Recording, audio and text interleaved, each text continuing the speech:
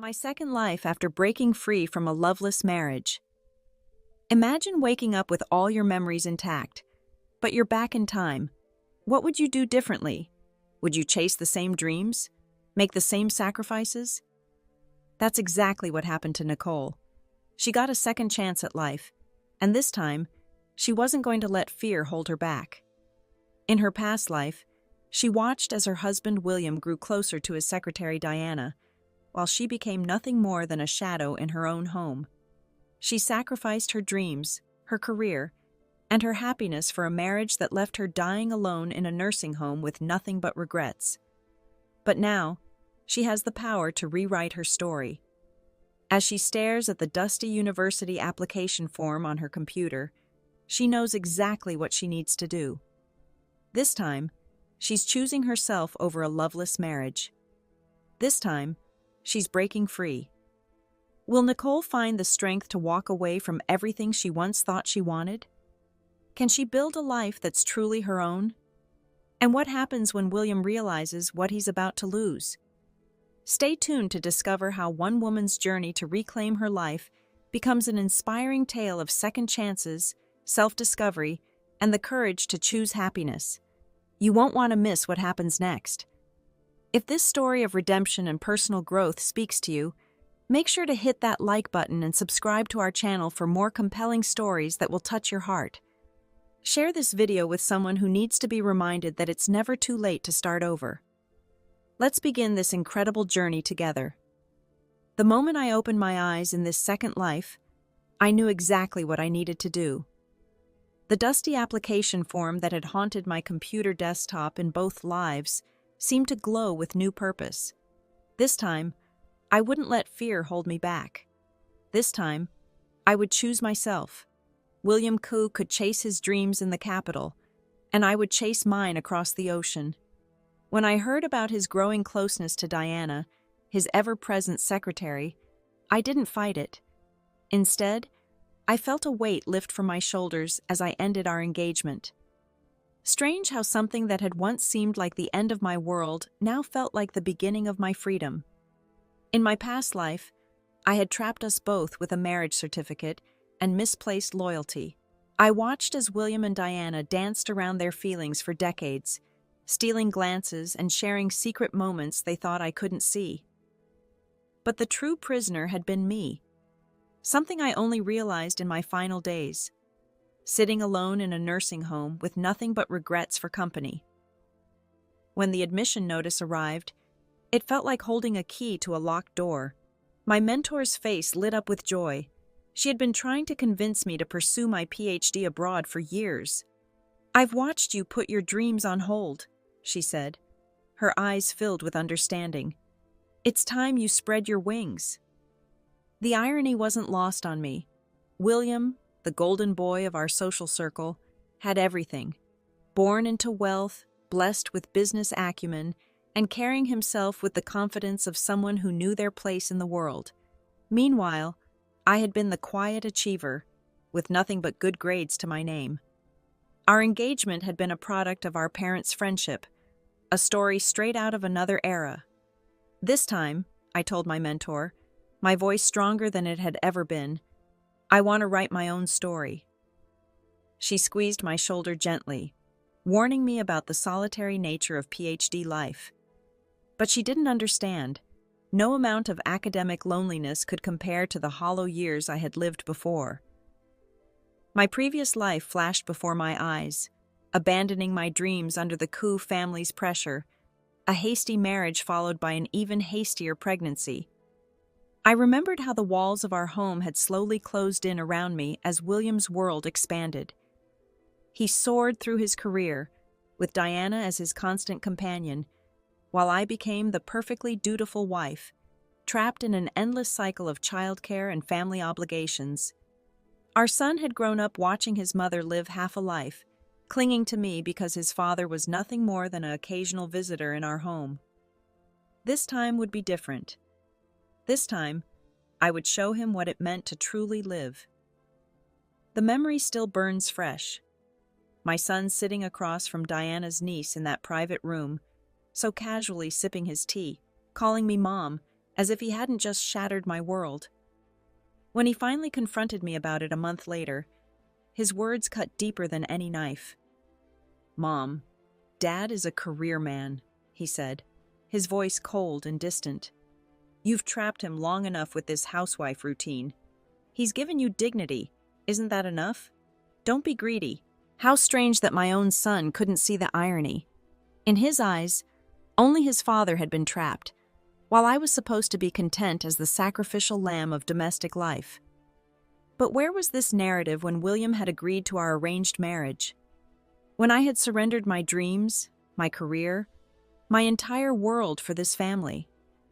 While William built his empire, I built our home. As he clinked glasses at business dinners, I juggled a crying baby in one arm and hospital registration forms in the other. The countless hours spent rushing his parents to doctor appointments, hunting down medications, managing bills, these were invisible labors of love that no one seemed to count. By the time William reached his career peak at 50, my world had shrunk to the size of our family home. Suddenly, everyone had an opinion. I wasn't good enough for him anymore. Even my own son, the child I had poured my entire being into raising, believed Diana deserved his father's place more than I did. That final argument with my son ended with me collapsing on the street, watching his back disappear into the crowd. In that moment, lying on the cold pavement, I made a promise to myself. Never again would I sacrifice my life for someone else's dreams. Chapter 2. Sweet Beginnings. Back in my second chance at life, I carefully stored away the university admission notice and turned to the kitchen. The familiar motion of baking egg tarts helped calm my racing thoughts. The Koo family's apartment, where William and I currently lived, filled with the sweet aroma of butter and vanilla. It was conveniently located near my university, though not for much longer. On the living room calendar, a bold red circle marked my countdown to freedom. Just 15 more days. The sound of keys in the door pulled me from my thoughts. William entered, but he wasn't alone. Behind him stood Diana, wearing her usual gentle smile, and her niece Nicole. "William asked me to visit," Diana explained, her voice soft and apologetic. "I hope we're not intruding." Before anyone could say more, Nicole darted past us all, following her nose to the kitchen. The young girl had become a frequent visitor lately, and she made straight for the freshly baked treats, her eyes lighting up at the sight of the golden tarts. The scene in the kitchen unfolded like a carefully orchestrated play. 6 egg tarts sat pristinely on the tray, perfectly divided between the 3 of them, William, Diana, and Nicole. None were left for me, but that hardly mattered anymore. I watched from the kitchen doorway as they huddled together, their laughter filling the space until the moment they each took their first bite. In perfect synchronization, all 3 faces contorted as they spat out the tarts. "Aunt, it's so bitter!" Nicole's voice rang out in dismay. I remained frozen in place while William scrambled around, fetching water and tea like a concerned host. Diana's departure was marked by her reddened eyes and the crimson flush that had spread to the mole on her face. Even then, her voice remained gracious. "William, Nicole just has a possessive nature. Don't argue with her, okay?" William said nothing, simply escorting her out. Upon his return, I was already holding another tray of egg tarts. He shifted uncomfortably before explaining, "Anna is the orphan of my brother. Before he passed, he asked me repeatedly to look after Diana. Since you make such delicious desserts, I thought I'd let the child try them." My silence spoke volumes, prompting him to add stiffly, "If you mind this so much, I won't bring them here again." The next morning found me up early, packing my belongings for my upcoming move to the nearby city. With my decision to end the engagement, I needed to make everything clear as soon as possible, both out of respect and to prevent any future complications. Among my things, I discovered a small clay doll, a childhood gift from William. The memory surfaced unbidden, his chubby hands covered in clay as he declared earnestly, "Nicole, Mom said when you grow up, you'll be my wife, so I'm giving this to you. The doll joined the rest of my belongings in the suitcase. I no longer wanted either it or him. Standing in the living room, I marked another bold X on the calendar. 14 days remained until I could finally begin the life I'd always dreamed of. That evening, William returned late, barely glancing at the food on the table before casually announcing he'd already eaten outside. The lipstick stain at the corner of his mouth told its own story. He hadn't even bothered to wipe it away. After the last incident, he knew bringing Diana home would only cause tension, so he'd taken to dining out instead. Post-dinner, I retreated to my room to organize my academic materials and make final preparations for the upcoming semester. William appeared silently behind me, prompting me to close my laptop and ask simply, "What's up?" "I'm thinking of booking the wedding venue. How about September 1st? William's suggestion hung in the air like a cruel joke. September 1st, the very day I would begin my new life at university. I studied his face until he looked away, unable to meet my gaze. In my previous life, he had treated our relationship like a business contract. Dating, marriage, children, family support, all perfectly executed tasks that masked his emotional absence. Only in my final days did I realize he had probably never wanted this marriage. The difference was, only I had withered away in its confines. "William, have you really thought this through?" My question caught him off guard. His response was a perfect echo from my past life. "Nicole, you're the only woman I recognize as my wife." This time, I didn't fall for it. "Marriage is a significant decision. We should consult our parents first. The date isn't urgent. Let's wait." His relief was palpable as he quickly changed subjects. "You're still studying English literature this late? Don't push yourself too hard." He didn't know these were entrance assignments, stepping stones to the path I'd abandoned before. I wanted to discover just how brilliant Nicole's life could be without William's shadow looming over it.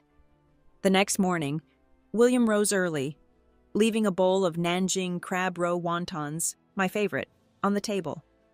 Such consideration from him was rare, and I waited for the other shoe to drop. Sure enough, he hesitated before speaking. "Nicole, I can't accompany you to your parents' house. Anna is sick, and Diana can't manage alone." I picked up my chopsticks, hiding my satisfaction. I hadn't yet invented an excuse to prevent him from coming home with me, but he'd solved that problem himself. His reasons suited my purpose perfectly. Seeing my easy acceptance, William rushed out, leaving me to glance at the calendar. 13 days until freedom. Today's mission was clear. Break off the engagement. The Koo family's kindness wouldn't make this difficult. I would simply explain that William's future was bright, his career soaring, and we simply weren't compatible anymore. As I steeled myself for the conversation ahead, Chapter 3 opened in the oppressive quiet of the Koo family living room. The teacup felt warm in my hands as I sat quietly, watching Aunt Ko struggle with her words. The silence between us was heavy with unspoken thoughts about Diana, a name that had haunted our family conversations for years. Finally, Aunt Ko found her voice, though it trembled slightly. "Even if he has Diana in his heart, you two are still engaged. If he dares not marry you, I will take care of him." Uncle Koo's intervention was more decisive. "Since you've decided to break off the engagement, we respect your choice. But Nicole, our family's relationship will remain unchanged. The Koo family will always support you." The irony wasn't lost on me. William, their golden child, could do no wrong in anyone's eyes. Even his parents couldn't comprehend why I would want to end things. But I understood the deeper currents at play. This marriage carried their hidden hopes and expectations. My decision to end it first was, in their eyes, a graceful exit. Perfect. It was exactly what I wanted. A clean break from William and the Koo family. They would always be a family unit, and I would always be the outsider looking in. To smooth things over, I crafted a gentle lie.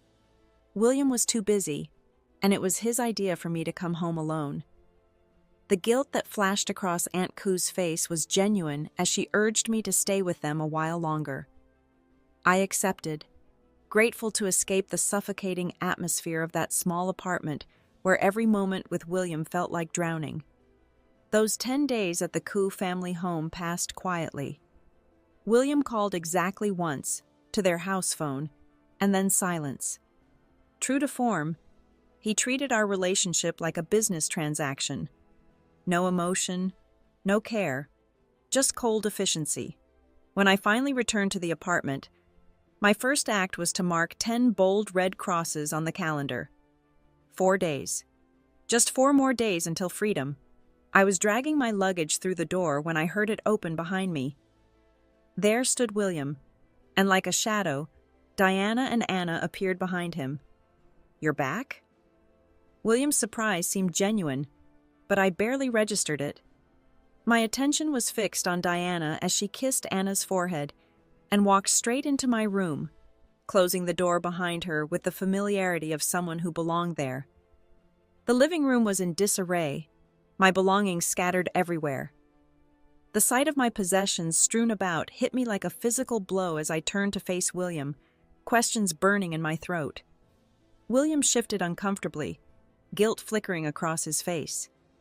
"Well, Diana's house was damaged by the heavy rain a few days ago, so she's staying here temporarily. Since you weren't around and there wasn't much here, I let her use your room." The casual way he explained it, as if I were an afterthought in my own home, made my blood run cold. I hadn't even told him about ending our engagement, yet here they were, not even bothering to hide their relationship. Meeting my icy stare, William offered what he probably thought was a generous solution. "You can use my room for now. Sleep in my bed." He pushed open his door, then paused, frowning. "Where are all your books? Why is there so little here?" "I sold them," I replied flatly. "Figured I wouldn't need them after marriage." The lie tasted bitter on my tongue. William's frown deepened. "Even married women need self-improvement. But if you wanted to sell them, that's your choice." His indifference was telling. He knew everything, had watched me being slowly consumed by his family, and seemed perfectly content with the sacrifice. The irony wasn't lost on me. He enjoyed the benefits of my domestic devotion while being drawn to Diana's ambitious career woman persona. "What did your parents say?" he asked, taking my bag. I hesitated, buying time with a carefully crafted excuse. "I had someone check the dates. They're not favorable. We'll discuss it later." 4 days. I just needed 4 more days. William's relief was palpable as he glanced at the calendar. "We'll find another auspicious date then," he said, heading to the kitchen. He didn't even notice the marks I'd made on the calendar. His household registration book sat on the windowsill, catching my eye as I started to rise to help with dinner. Then I heard them, voices drifting from the other room. William's low murmur, Diana's playful lilt, and Anna's sweet chatter. A perfect family moment that didn't include me. I sank back into my seat, the reality of our situation hitting me anew. While it wasn't appropriate for us to live together now that the engagement was effectively over, especially not sharing a room, I had no choice. With just 4 days remaining, finding new accommodation wasn't practical. After careful consideration, I resigned myself to enduring one last meal together. Tonight, I would sleep in the living room, a fitting metaphor for my place in this household. As I drifted off to sleep that night, I couldn't help but think how tomorrow would bring me one day closer to freedom. Chapter 4 began with Anna's voice piercing through my morning haze, her commotion in the living room serving as an unwelcome alarm clock. The morning scene felt like watching a perfect family portrait come to life. Diana bustling in the kitchen, William lounging on the sofa with a content smile, both of them watching Anna's antics. It was the family tableau he had always wanted, and I was clearly not in the frame. I mumbled something about grocery shopping and fled, finally letting out a heavy breath once I reached the safety of the street. "Why are you back, Nicole? Weren't you visiting your in-laws?" Hongjia's teasing voice caught me off guard. When I corrected her about the in-laws part, she laughed it off as mere shyness. "You'll be calling them that after the wedding anyway." But her playful tone died when she saw my expression. Hongjia's voice dropped to a conspiratorial whisper, concern etching her features. "While you were away, William brought women home. When I asked him about it, he claimed you'd approved. That woman looks like a fox spirit, and you agreed to this? You're not even married yet, silly girl. You need to be more careful." She paused, adding with a hint of embarrassment, "If I were younger, even I'd be tempted by a man like William, but these women just keep circling him." The irony of her warning almost made me laugh. There had only ever been one woman in William's orbit, Diana. I didn't need to worry about others. Diana had all of William's attention. What struck me most was learning that William had used my name to justify Diana's presence, going to such lengths to protect her reputation. But I couldn't reveal the truth just yet, so I endured Hongjia's well-meaning lectures about being more vigilant at home. When I returned, the living room stood empty, but rustling sounds drifted up from the basement. Soon, Anna emerged clutching a weathered piece of paper. My heart clenched when I recognized it. It was the portrait I'd drawn of William last New Year's Eve. In it, his usual aloofness was softened by a subtle smile, captured in a moment when the room had been warm with promise and fireworks painted the night sky outside. For those precious few hours, his eyes had been focused solely on me. I'd foolishly believed we'd create countless such moments after marriage, never imagining this would be the only time he'd ever look at me with such genuine attention. Now the drawing was ruined, marred by sticky sugar stains in Anna's small hands. Diana appeared behind her, climbing the stairs, and the sight of them together with my damaged artwork felt like a perfect metaphor for my relationship with William. What once held such promise was now irreparably stained. "The child doesn't understand. You won't mind, right?" Diana's voice dripped honey, but her eyes betrayed her true feelings, smug and disdainful. "If you know she doesn't understand, then teach her better." My response caught Diana off guard, her composure cracking for a moment. Children are indeed perceptive to tension, and Anna, as if on cue, charged forward with her dirt-covered hands, leaving a stark black handprint on my skirt. "You're not allowed to bully my aunt!" she shrieked. William burst into the room, scooping Anna into his arms, but I couldn't look at him. My eyes were fixed on the fallen portrait. When William followed my gaze, understanding flickered across his face. He opened his mouth, then thought better of it. Diana's eyes glistened with tears. A perfect performance. "William, I'm sorry. It's my fault for not watching Anna properly." My laugh cut through the tension like glass, drawing all eyes to me. Picking up the ruined portrait, I held it to the light with deliberate casualness. I didn't draw it correctly anyway. The lighting wasn't nearly this bright. The picture landed in the trash with a soft thud as I walked to the kitchen, feeling William's stare burning into my back. He followed me, leaving a fussing Anna behind. After a long pause, he spoke awkwardly. "I've been looking for a new house. Diana and Anna will move out in a few days. I know women can have conflicts. Could you just bear with it a little longer?" "Sure," I replied without hesitation. 3 more days. That's all I needed to endure. This house belonged to the Koo family anyway. How they chose to imprison themselves within these walls was no longer my concern. My quick agreement seemed to unsettle William, his face cycling through various shades of discomfort. Misreading my reaction, he sighed and reached for me. "Anna's just a child, as I've told you before. I'm helping them because of my brother's dying wish. Diana's situation isn't easy either. Don't always think the worst of her." I couldn't help but sneer. "Is that why you told everyone I approved of bringing her here?" William's words died in his throat. I laughed softly, No matter how noble his excuses sounded, they couldn't mask his guilty conscience. Out of respect for our families, I wouldn't jeopardize his career. But that was where my consideration ended. Chapter 5 loomed ahead. Promising new revelations, the next morning dawn crept through the curtains as I stirred awake, my mind drifting to yesterday's scene with Anna. A sudden thought hit me. My old belongings were still tucked away in the basement. With the house quiet, and its occupants still lost in their dreams, I decided to retrieve what was mine. Funny how years of life could be reduced to forgotten boxes.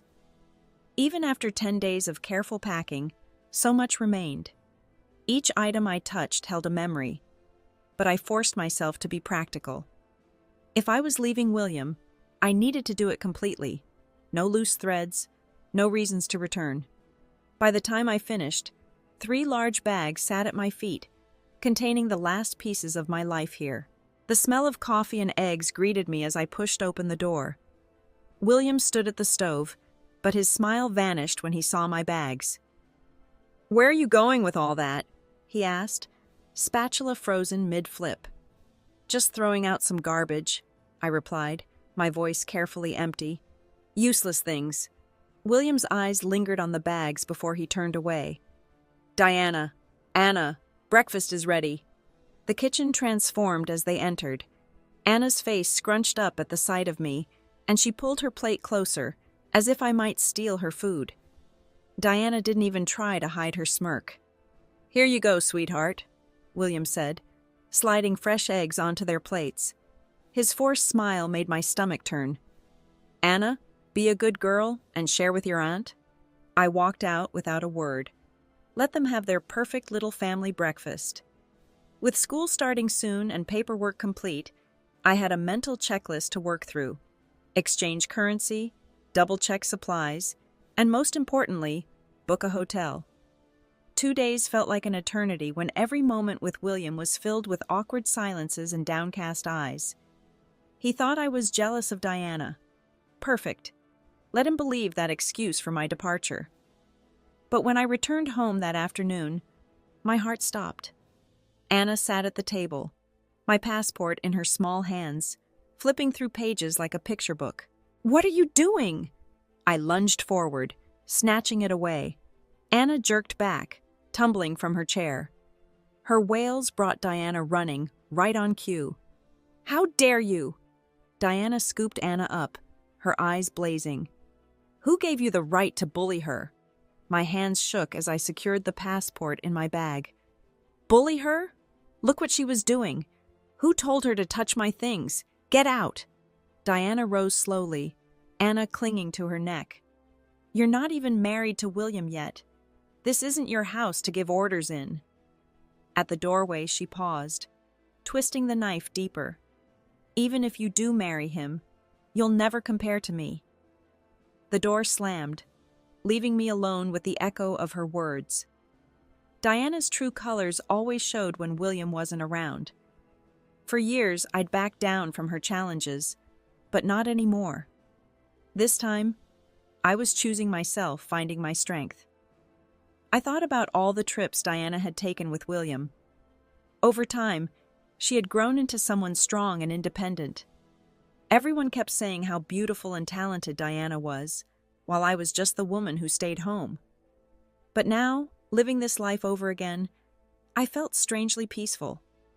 Sure, Diana was great at many things, but I had my own talents too. Then it hit me. Why was I always comparing myself to Diana? Because of William? He wasn't worth all this pain. Was William really all there was to my life? No. I could go back to school. I could help people through medicine. I could travel and learn new things. Staying here would only hold me back, like being stuck in mud. I remembered how angry I was when I first came back. I wanted to get back at Diana for ruining my marriage and my past life. I thought about making a scene at their work or posting about her online. But what would that solve? If William wanted to help Diana, he would find a way, no matter what I did. Besides, if William wasn't interested in Diana, it wouldn't matter if she tried everything to get his attention. It was just a love story that went wrong. I was done wasting my time on it. I turned to Diana and spoke clearly. Listen carefully. Whatever is going on between you and William, whether you admit it or not, it's not my problem anymore. I won't marry him. Now that you know this, maybe focus on William instead of trying to upset me. Unless you want me to change my mind. Diana looked shocked. She started to say something, then stopped, like she was worried I might really mean it. Without another word, she went back to her room. I finished packing and took one last look around the apartment. The place was full of signs of other women's lives now. Nothing here felt like home anymore. I walked out without looking back. Chapter 6. At the hotel, I cleaned up and started writing a message to William. Even though he had hurt me, he had given me a place to stay and supported me in this new life. In our past life, we had wasted years together, and nothing was ever clear between us. This time, I wanted to end things properly. I didn't tell him where I was staying. I just wrote that I was going back to school to become a doctor. About our engagement, he didn't want to marry me and I didn't want to marry him. It was that simple. We should both move on and find our own happiness. Just as I was about to send the message, someone knocked on my door. When I opened it, there was William, breathing hard like he had been running everywhere looking for me. "What are you doing here?" I asked. Between deep breaths, he said, "I finally found you." The first honest conversation. It's okay, William said quickly. I braced myself, expecting another lecture. "Don't be angry. Just come back home with me." He squeezed through the doorway and started gathering my things. I turned off my phone and hid it behind my back, but William's eyes had already caught something else, my passport sitting on the desk. His face changed instantly. "Where are you going?" His voice was sharp. I kicked myself for being careless. Anna was going through my things this afternoon. I was worried she'd damage it, so I brought it with me. My casual tone seemed to work. William's shoulders relaxed. "You should keep it safe," he said, handing it back to me. "We'll need it for our honeymoon." I took the passport without arguing, but when he started packing my things again, I grabbed his hand to stop him. "What's wrong?" He frowned. "Still upset?" "Yes, Anna shouldn't have done that, but she's just a kid. Stop making such a big deal out of it." "I find it strange," I said slowly. "Anna is usually so well behaved, but whenever you're around, we always end up fighting." Before I could finish my thought, William hesitated. Seeing how calm I was, he fell silent. "Does Diana know you came looking for me?" I asked. His face darkened. "What does she have to do with this? Why do you always bring up Diana?" I ignored his anger. "I guess she doesn't know. Otherwise, you wouldn't be here right now." "I'm your fiancé," he said defensively. "Of course I'd come looking for you if you're upset. That's normal." "Then why hide it from her? Why do you always avoid mentioning me when she's around? Every time we argue, you say you're thinking about your brother's feelings. But you have other brothers. Why is she so special?" "William," I said his name gently, "if you don't love me, just let me go." The color drained from his face. He swayed slightly, like my words had physically hit him. After what felt like forever, he spoke in a strained voice. "Since you won't come back now, stay here and think things through. I'll come get you in a few days." He turned to leave, then added quickly, "I never thought of leaving you. I'll go back and work on the wedding preparations." I listened to his footsteps fade away before closing the door. A bitter laugh escaped me. How typical of him, acting like marrying me was some huge favor he was doing me. Fresh start. I couldn't help but laugh at how William acted like marrying me was some huge favor. After he left, I pulled out my phone and checked in for my flight. Then I met an old friend from school for dinner. Looking at her, I thought about how after graduation, everyone had gone their own way. Some of these faces I might never see again. Over dinner, my friend kept giving me worried looks. Finally, she spoke up. Didn't you say you were getting married after graduation? Why are you suddenly going abroad to study? Long distance is really hard on couples. I smiled and shook my head. I'm not getting married. I lifted my glass. You know what? The world is so big, and I want to see it all. So here's to youth, to friendship, and to myself. Back at the hotel, I took an early shower and went to bed. I thought I'd spend another night staring at the ceiling, but instead, I fell into the deepest sleep I'd had in months.